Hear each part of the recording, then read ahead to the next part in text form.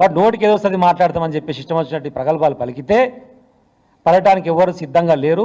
తస్మాత్ జాగ్రత్త అని చెప్తున్నాం.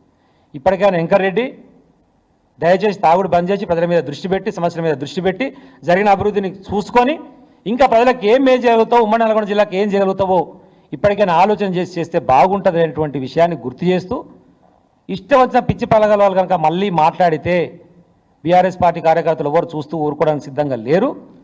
సభకు వచ్చి మాట్లాడితే కూడా ఇక 12 మందిని ఒకరెట్నో గెలిచిండు ఏకలింగం ఆయన జగదీష్ రెడ్డి అని చెప్పేసి రేవంత్ రెడ్డి గారు మాట్లాడతారు. ఏకలింగం ఒక్కడైనా సరే మంచిగా సరిపోతుంది, మీకు ఏం కాదు, ఆయన ఏకలింగం బాగానే ఉంది, ఇంతకు నువ్వే లింగం స్త్రీలింగమా పుంగిలింగమా అని నేను కూడా అడగవచ్చు. కానీ మాకు సభ్యత అడ్డం వస్తుంది. మావాడు ఏకలింగం ఓకే, నువ్వే లింగం స్త్రీలింగమా పుంగిలింగమా అని అడగవచ్చు, కానీ మేము అడుగుతలేము. నమస్కారం, అడ్డం వస్తుంది.